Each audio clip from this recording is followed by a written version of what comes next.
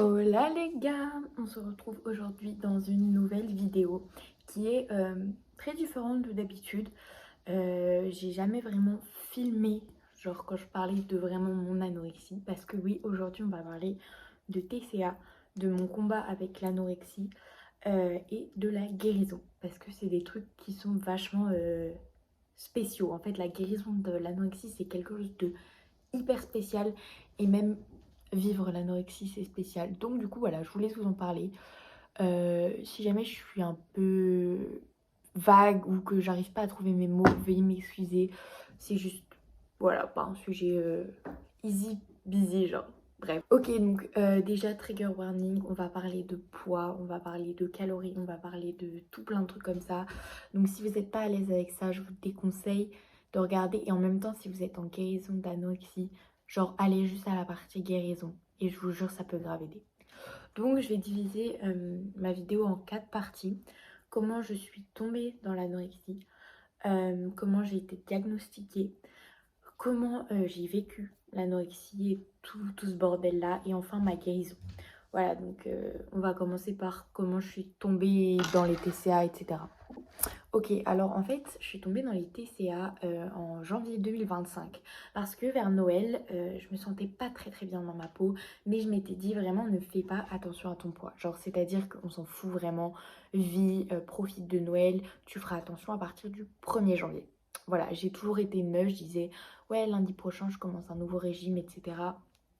Voilà, donc je me suis laissée tranquille vraiment jusqu'au janvier 2025.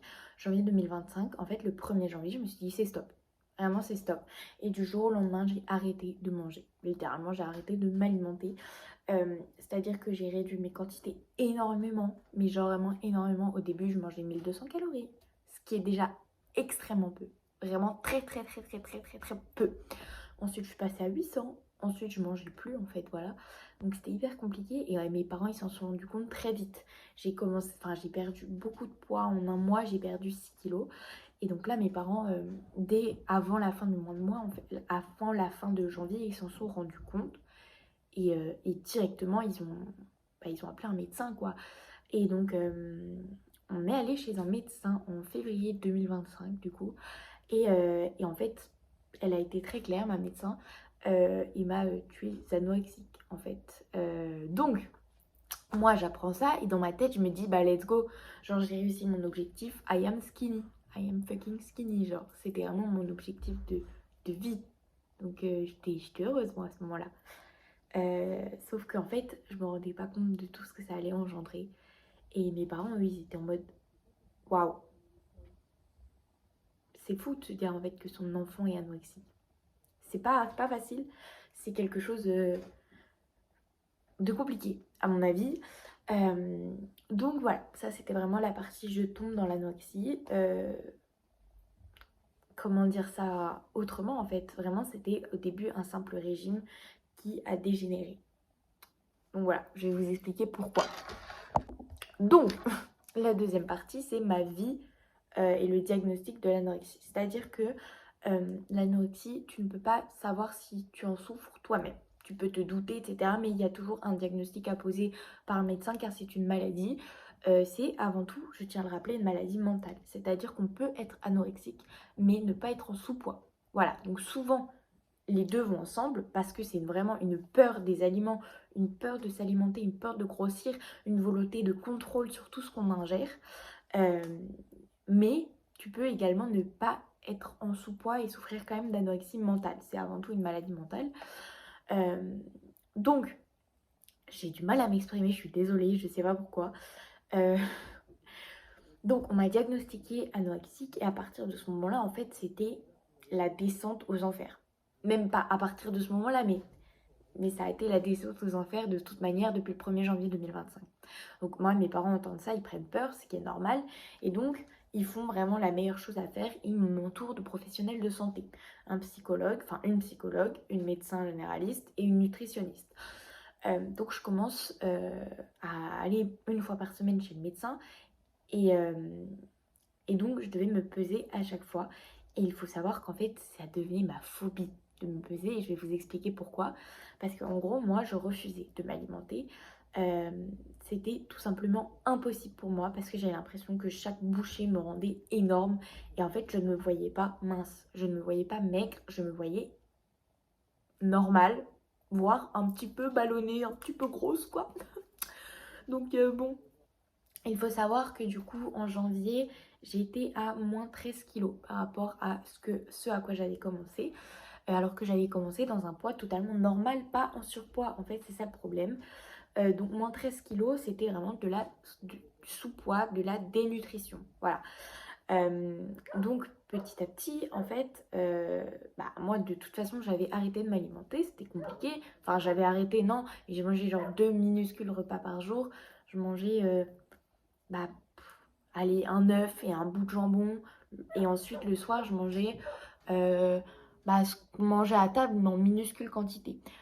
Donc, voilà, et en fait, petit à petit, j'ai dû réapprendre à m'alimenter normalement. Et j'ai pas eu le choix, en fait. Parce que mes parents, qui avaient pris peur, particulièrement mon père, parce que dans notre famille, on avait déjà eu un cas d'anorexie qui ne s'est malheureusement jamais réglé. Euh, donc voilà, c'était un peu compliqué pour mon père parce que c'était quelqu'un de sa famille, de quelqu'un dont il était proche et dont il est toujours proche actuellement, mais c'est un cas qui n'est pas réglé et c'est hyper compliqué pour lui de voir souffrir en fait 2 membres de sa famille, dont sa fille, d'une maladie quoi, de la même maladie. Donc voilà, il faut savoir quand même que l'anorexie c'est la maladie mentale la plus meurtrière du monde, enfin la plus meurtrière tout court quoi. Donc voilà. Donc forcément, ça a été compliqué. En fait, ils ne comprenaient pas que moi, je n'arrivais pas, que psychologiquement, c'était trop compliqué, en fait. C'était vraiment, on me gavait comme une noix. Sauf que moi, mon estomac s'était rétréci. Vraiment, il était passé de un truc normal à voilà, comme ça. Donc, en fait, on a commencé à énormément augmenter mes portions d'un coup. Et moi, ça me faisait très peur. Donc, chaque repas était des cris, des pleurs, des engueulades. Vraiment, je ne faisais que m'engueuler avec mes parents. Parce que du coup, là, je parle de l'aspect très physique et très axé sur la nourriture, mais je vais aussi parler de l'accès psychologique. Donc, je finis sur l'accès nourriture, mais voilà. Donc, pour moi, c'était juste impossible, en fait. Et du coup, on a commencé à énormément se disputer. Attendez, il y a un moustique, je le dis. Pardon, je disais. J'ai pas réussi à le virer, donc si à un moment, vous voyez me taper partout, c'est normal, il y a un moustique. Donc, je disais, je suis désolée. Oui, je n'arrivais plus à m'alimenter et psychologiquement c'était affreux et en fait les quantités qu'on me donnait j'arrivais pas j'arrivais pas à les manger, j'avais le ventre gonflé, c'était horrible et en fait je me réveillais, je me sentais mal, je me sentais moche, je me sentais grosse. Donc ce que j'ai commencé à faire c'est mentir. En fait je me suis dit on va mentir quoi. Donc je pesais mal mes aliments, je les enlevais, je les mettais dans ma main et ensuite je les mettais dans ma poche puis je les jetais à la poubelle. J'avais un sopalin sur mes genoux, je les foutais sur mes genoux, je repliais, je mettais à la poubelle. Vraiment c'est la maladie du mensonge. Donc ça c'est vraiment la première partie je dirais de janvier à mars. Et ensuite de mars à mai ça s'est dégradé. Mais avant ça je voudrais vous parler de l'aspect purement psychologique de cette maladie. En gros, cette maladie, c'est la maladie du mensonge, comme je le disais. On ment tout le temps. Vraiment, on ne fait que mentir tout le temps à sa famille, à ses amis, à tout le monde. On ment sur ce qu'on a mangé, on ment sur notre poids, on ment sur tout. Et il faut savoir que moi, donc, je devais aller chez le médecin et donc me peser chaque semaine. Et chaque fois, mon poids descendait. Et mes parents ne comprenaient pas, ils étaient en mode, non, on ne comprend pas, on essaye de la faire manger plus, etc. Et en fait, je mangeais pas plus, je mentais juste plus. Et donc mon poids descendait à chaque fois. Et donc la seule solution que j'ai trouvée en fait c'était boire genre 3 litres d'eau à chaque fois que j'allais sur la balance. Parce que comme ça effaçait, juste avant que j'y aille en fait, ça effaçait le poids que j'avais perdu. Puisque l'eau ça remplit 1 litre d'eau, c'est 1 kilo. Donc je buvais 3. Et en fait j'avais l'impression, enfin la médecin avait l'impression que je grossissais un petit peu. Sauf qu'en même temps elle n'était pas dupe, elle voyait que je maigrissais. Pourtant mon poids augmenté un tout petit peu, genre vraiment je devais avaler 3-4 litres d'eau d'un coup, c'est affreux. Et en fait à chaque fin de rendez-vous du coup je courais aux toilettes et en fait je pissais quoi parce que j'avais genre 3-4 litres d'eau en moi. Du coup forcément en fait c'est la maladie du mensonge et on s'éloigne énormément de nos proches. Et il faut savoir que c'est aussi la maladie de l'isolement. Voilà, parce qu'on refuse les sorties, parce que on a peur si jamais il y a quelqu'un qui ramène à manger. C'est compliqué d'annoncer à des amis que t'es anorexique en fait, parce que c'est souvent en mode ah mais t'es vraiment juste genre hyper superficielle, tu voulais juste maigrir, etc. Alors que c'est une maladie qui est bien plus que axée sur le physique, c'est aussi un truc très très mental, comme je vous le disais, c'est en fait une énorme partie du contrôle, en fait on veut garder le contrôle. Mais du coup ouais, ça isole énormément, et en fait t'as plus d'énergie. Tu ne t'alimentes pas, comment tu veux la sortir d'où l'énergie? Donc oui, t'as pas d'énergie, donc forcément ça t'isole de ouf. Vraiment, c'est une maladie qui isole, mais tellement, tellement, tellement, tellement, tellement. Et tu te retrouves un peu seule dans ta merde, quoi. Euh, de plus, les petits effets secondaires, donc moi j'étais pas au courant en fait, c'est le froid constant. Le froid constant parce que ton corps n'a plus l'énergie de produire, genre de te réchauffer, donc tu as froid constamment. J'avais froid. En plus, moi j'ai été dans le mal du mal de janvier à juin. Et genre c'est la période la plus froide. Et comment dire que moi je rentrais chez moi, j'étais frigorifiée, les lèvres violettes. Et en fait je rentrais chez moi, j'avais encore froid, je gardais mon manteau alors que c'était chauffé, hein. C'est chauffé au radiateur et au poêle à bois chez moi. Euh, et donc en fait j'allais me réchauffer au sèche-cheveux chez moi. Je me cachais dans le cagibi et je me séchais au sèche-cheveux. Donc à partir de ça tu développes du duvet. En fait tu développes du duvet dans le dos, dans le cou, dans le dos, partout en fait, partout. Il a un nom spécial, je vous le mettrai là. Ce duvet. Et en fait, c'est pour te réchauffer. C'est genre la seule technique que ton corps a trouvé pour continuer à te réchauffer et à ce que tu puisses vivre. Tu as les extrémités des mains et des doigts très rouges, voire violets. Parce qu'en fait, ton cœur a plus assez d'énergie pour envoyer le sang jusqu'à tes extrémités. Est-ce que vous vous rendez compte à quel point c'est grave? À quel point en fait c'est dangereux? Genre, ton cœur n'a plus assez d'énergie pour envoyer du sang dans tous tes membres. Donc, pour finir, en fait, cette maladie, elle te vide.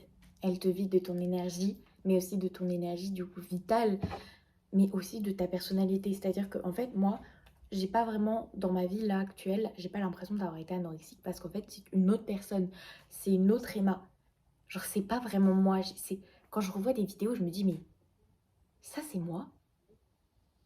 Waouh! Genre, waouh, quoi. Donc forcément, c'est autant psychologique, enfin, oula, aussi horrible du côté psychologique que du côté physique. Donc voilà, un peu tous les symptômes, etc. Donc ça, c'était de janvier à peu près avril.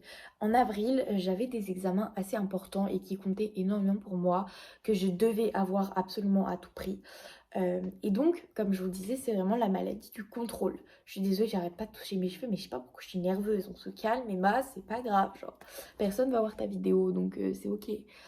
Euh, donc, on se reprend, on se reprend.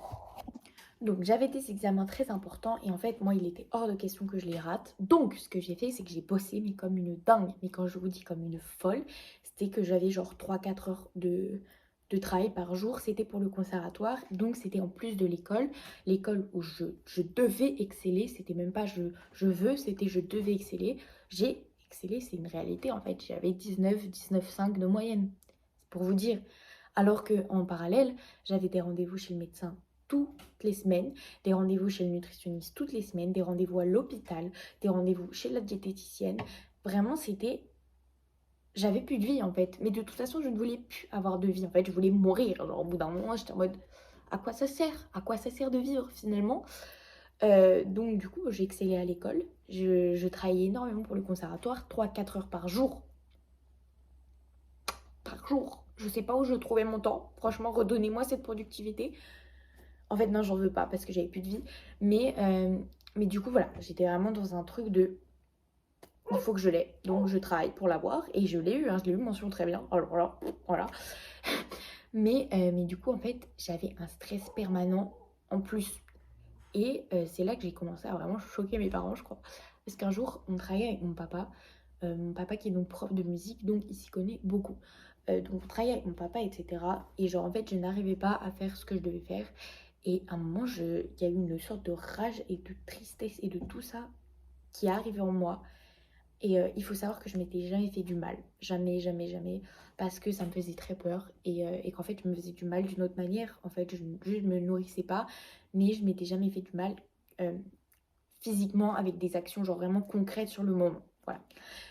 Et là, en fait, je commence à me taper. Et quand je vous dis à me taper, c'est qu'en fait, je me tape, genre vraiment je me gifle, je me donne des coups de poing dans la tête et genre devant mon père. Et mon père il comprenait pas ce qui arrivait, en fait il était en mode waouh, qu'est-ce qui se passe, enfin genre ma fille est en train de péter un plomb quoi. Et du coup je commence à me taper, à me tirer les cheveux. Donc il m'arrête, il prend mes poignets, il dit qu'est-ce que tu fais, arrête et tout. Et en fait je me suis fait saigner du nez. Je me suis pas cassé le nez heureusement, mais en fait j'avais tapé tellement fort que genre je me suis fait saigner du nez. Et donc je me griffais dans le cou, enfin voilà. Et je crois que c'est une des... J'ai fait 2-3 crises comme ça, où je me griffais, je me tapais, etc. Et c'était en fait ma manière un peu d'extérioriser. Et en fait j'attrapais chaque bout de peau qu'il y avait sur moi et genre je l'arrachais. Enfin je l'arrachais pas mais genre je pinçais, j'essayais de tirer parce que je me sentais affreuse, dégueulasse, je me sentais pas moi-même quoi. Donc voilà, pas trop fun, pas trop fun. Et l'histoire ne s'arrête pas là. Donc je continue à travailler corps et âme, littéralement, pour cet examen. Cet examen passe, et il faut savoir que ça s'est étendu sur 2-3 mois quand même. Et je vais continuer à faire des crises d'angoisse, etc. Je pleurais pour rien, je pleurais tout le temps, je me sentais vide, j'avais plus d'énergie, enfin, au bout de ma vie, au bout de ma vie, au bout de ma vie. Voilà, j'avais plus de vie.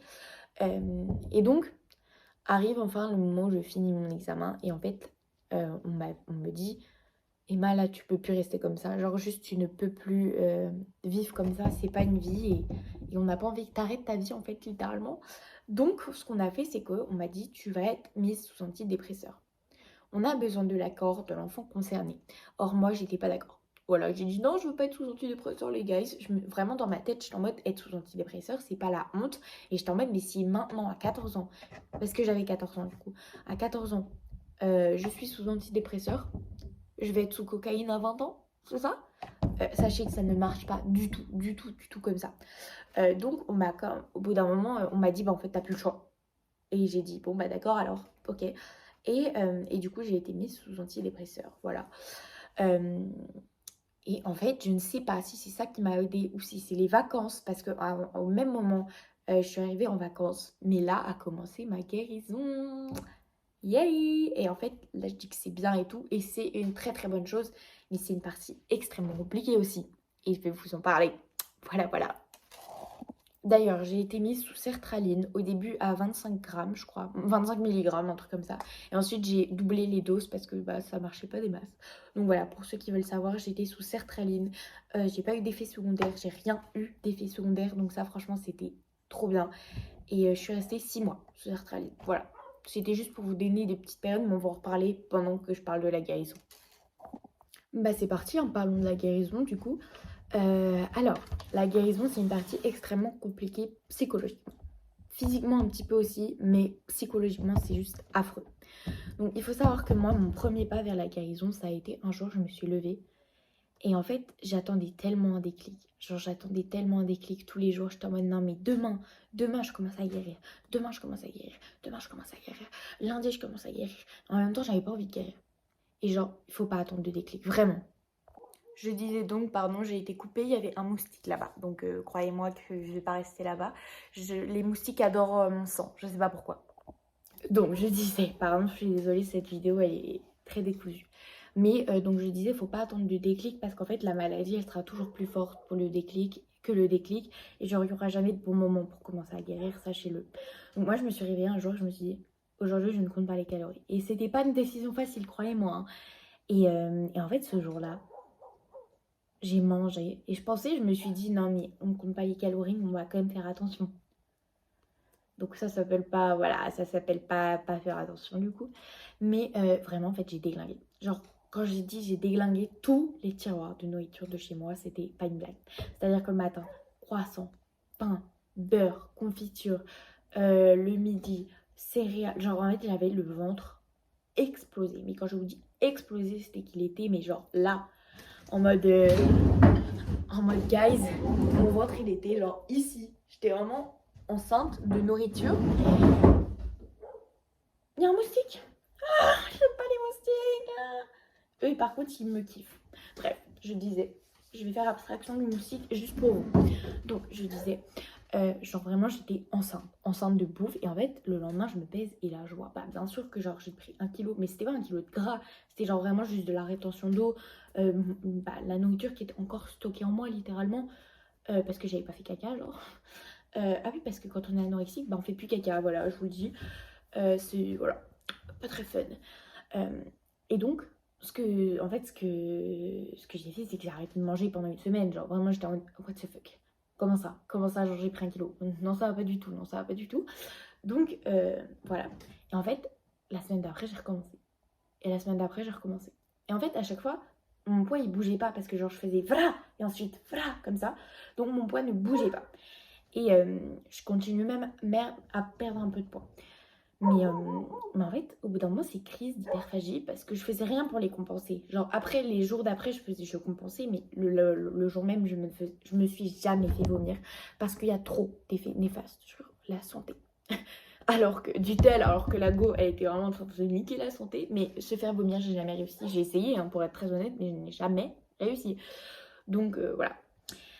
Je disais, oui, donc je compensais pas et je compensais les jours d'après. Et en fait, au bout d'un moment, je n'arrivais plus à genre compenser les jours d'après. C'est-à-dire que les crises d'hyperphagie, elles ont commencé à être jour après jour, après jour, après jour, après jour, après jour. Et en fait, j'étais gonflée, j'avais le ventre arraché tous les jours. Genre vraiment tous les jours, j'avais mon ventre qui me faisait mal.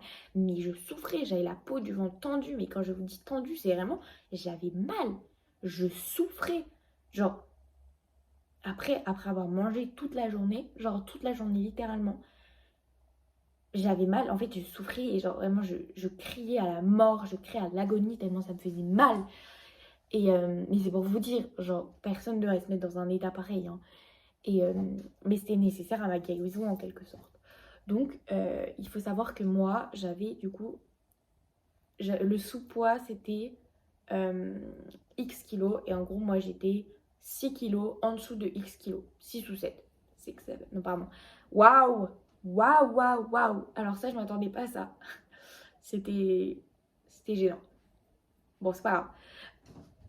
En fait j'ai du mal à me dire qu'il y a des gens qui vont vraiment regarder cette vidéo, qui vont voir courir après un moustique, parler de mes trucs, les trouvailles les plus perso et faire 6-7 quoi.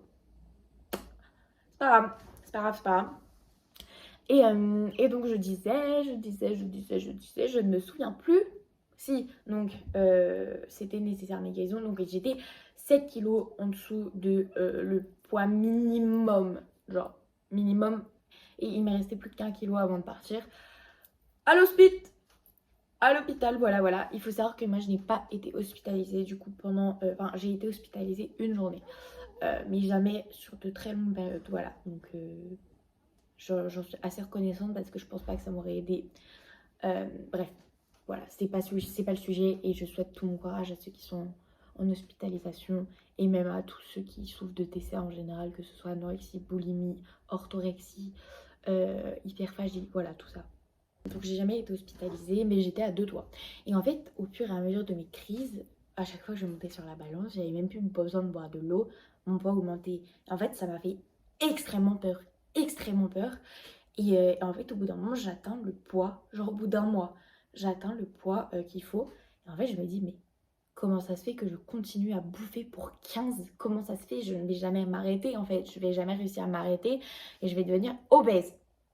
Meuf, est-ce que tu as l'impression d'être obèse là? Non, ok, non, tu ne deviendras pas obèse. Et en fait, je n'arrivais pas à m'arrêter. Je regardais des sites, je regardais des blogs. Et en fait, je me disais, mais pourquoi tout le monde a réussi à s'arrêter à un moment, mais pas moi?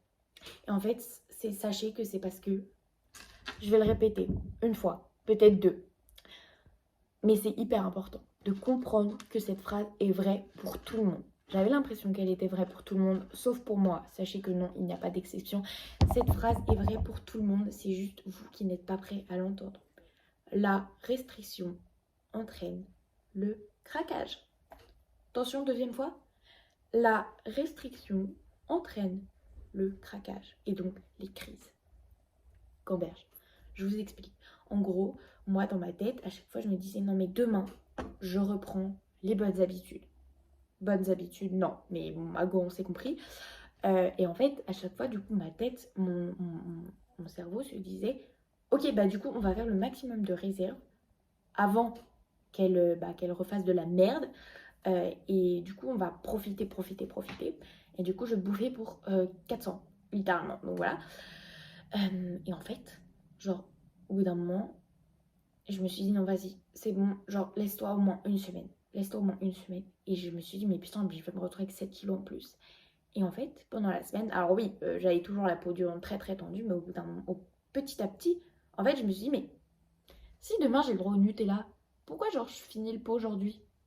En fait, petit à petit, sur des longues semaines, et bah, mes crises, elles se faisaient de moins en moins grosses, de moins en moins fréquentes. Et en fait, c'est comme ça que, littéralement, pendant l'été 2025, 2020, oui, 2025, j'ai guéri. Voilà. On va parler de l'après-anorexie. Je pense que c'est intéressant d'en parler tous ensemble. Voilà, parce que c'est pas tout gros, tout blanc non plus. Donc il faut savoir qu'à cette période-là, j'étais encore sous antidépresseur. Et non, la vie n'est pas toute rose, toute belle sous antidépresseur. Ça te permet de prendre du recul, en fait, juste. Voilà, je le dis. Donc, en fait, j'ai guéri. Genre, je m'estimais à 100% guérie. Genre, en septembre, octobre, novembre, décembre 2025, j'étais mais au prime de ma vie. Mais quand je vous dis au prime de ma vie, c'est que j'aimais trop mon corps. J'aimais trop comment je faisais, genre, les choses. J'avais retrouvé une relation totalement saine avec la nourriture. Et genre, j'y croyais plus, en fait. Genre, j'y croyais pas. Et arrive janvier 2026, donc on m'arrête mon traitement antidépresseur. On dit, girl, là, t'es guérie, genre, trop bien et tout, slay, franchement, trop bien. Donc on t'arrête ton antidép. La semaine d'arrêt de l'antidépresseur et la semaine d'après, j'étais comme ça. Non pas parce que j'étais accro, pas du tout, mais parce que genre en fait je reprenais toutes mes émotions genre en fois 10, en fois normale, sauf que moi j'avais l'habitude d'être assez détachée, genre, enfin pas détachée de tout, j'avais des moments de tristesse comme tout le monde, des gros moments de down et des énormes moments de joie, mais genre je sais pas, là j'étais juste waouh. Genre la semaine d'arrêt et la semaine d'après de mon anti-dep, j'étais en mode bon, un peu triste, mais ça allait, vous voyez. Et en fait, bon, après j'ai eu des petites complications, genre dans ma vie personnelle, que ce soit au niveau de mes amis, qu'au niveau de mes fréquentations, qu'au niveau de ce que je faisais. Enfin, voilà, j'ai pas fait que des trucs bien pendant la période là. Je veux dire à l'école, non, j'ai continué d'exceller sans vouloir, guys. Non, mais je veux dire en sortie, etc. Je me suis pas totalement écoutée à 100% à chaque fois. Et du coup, bah, ça fait que je me suis retrouvée dans des trucs où j'avais pas envie d'être. Bref, on s'en fiche, c'est pas le sujet. Mais du coup, en fait, là, je me suis dit, putain, t'as quand même bien pris du poids. Il faut savoir que depuis, du coup, mon poids le plus bas jusqu'à mon poids où j'étais en janvier, du coup, j'avais pris à peu près 20 kilos. Euh, donc, j'étais plus haut que le poids où j'avais commencé, en fait. Mais c'est normal, j'avais grandi entre-temps, j'avais pris 2 ans presque. Donc, c'est normal qu'en fait, mon poids, il était juste plus le même, quoi. Euh, mais c'était un poids totalement normal, dans la norme, etc. En fait, là, je me suis dit, ouais, putain, t'as quand même bien grossi. Va peut-être falloir faire attention. Et en fait, je me suis dit, non, quand même, genre, meuf, t'as pas envie de tomber là-dedans et tout. Et en fait, du coup, ça faisait 3 jours où je mangeais rien. 3 jours, je pétais les scores. 3 jours, je mangeais rien. 3 jours, je pétais les scores. Et en fait, je me suis retrouvée dans un truc un peu comme ça, mais ça m'empêchait pas de vivre. Genre, c'était pas du tout le stade de l'anorexie. Juste, ça me rendait malheureuse parce que j'aimais pas mon corps de nouveau. Et, euh, et voilà. Mais je me sentais quand même vachement plus heureuse que quand j'étais anorexique. Je veux dire, c'est une évidence. C'est une évidence. Et en mars, j'ai atteint mon poids le plus haut. J'étais, ouais, à mon poids le plus haut parce que j'étais malheureuse. Enfin, j'étais pas malheureuse, mais j'étais pas épanouie dans les relations où j'étais, etc. Donc, c'était un peu chelou. Euh, et donc, je suis allée à mon poids le plus haut. Voilà. Donc là, on avait X kilos. Le plus bas, c'était comme ça. Et là, j'avais pris presque 30 kilos. Presque. Non, allez, je dis 29, non, 20, 27, 28. Ouais, 25, à peu près 25 kilos entre les deux quand même, c'est énorme. C'est énorme, c'est nécessaire, mais c'est énorme. Et donc moi je vois ça, waouh, je panique. Et du coup là j'entame un fucking régime. Et je suis pas retombée dans l'anorexie. Mais il faut savoir que c'est très dangereux de faire ça. Parce que quand vous reprenez les habitudes de votre maladie, elles vous en demandent toujours plus. Et il faut savoir s'arrêter. Or, c'est très compliqué de s'arrêter. Et moi ça a été compliqué de m'arrêter. Mais au bout d'un mois, je me suis dit non, mais c'est bon. Ma mère a remarqué immédiatement. Et en fait, maintenant, actuellement, je me sens plutôt bien dans mon corps. Genre, ça va. C'est-à-dire que je me trouve pas la plus fraîche du monde, mais ça va. Actuellement, j'ai encore un petit peu de mal avec certaines parties de mon corps. Mes bras, par exemple, j'aime pas forcément mes bras. J'aime pas mon ventre. J'aime pas mes jambes. Mais, genre, enfin, en fait, si je les aime bien. En fait, je les aime bien. Je me trouve fraîche des jours. Et des jours, je me trouve en surpoids. Et des jours, je me trouve trop belle. Et des jours, je me trouve pas belle. Et en fait, je me dis, c'est ça la vie, genre. C'est ça la vie de tout le monde. Enfin, moi, le truc que je cherche encore, c'est un équilibre. Et genre, il y a eu une période où j'arrivais même plus à manger normalement. C'est-à-dire que j'arrivais plus. Soit je faisais des grosses crises où je mangeais tout une journée. Ensuite, je mangeais plus rien. Et en fait, là, je commence à retrouver de nouveau, genre, sans être tombée dans l'anorexie du tout, hein. Parce que la nourriture ne me faisait plus peur. La nourriture ne me fait plus peur. Mais j'ai réussi à retrouver là, en ce moment, une relation plutôt saine avec la nourriture. Donc je mange quand j'ai faim, je mange plus quand j'ai pas faim. Et ça peut paraître bête pour certaines personnes, mais pour les gens atteints de TCA, mais c'est genre le Graal. Et du coup, bah, pour l'instant, ça va. Moi, I feel good, I feel pretty good. Donc je suis retournée à mon poids genre de décembre, je crois. I think.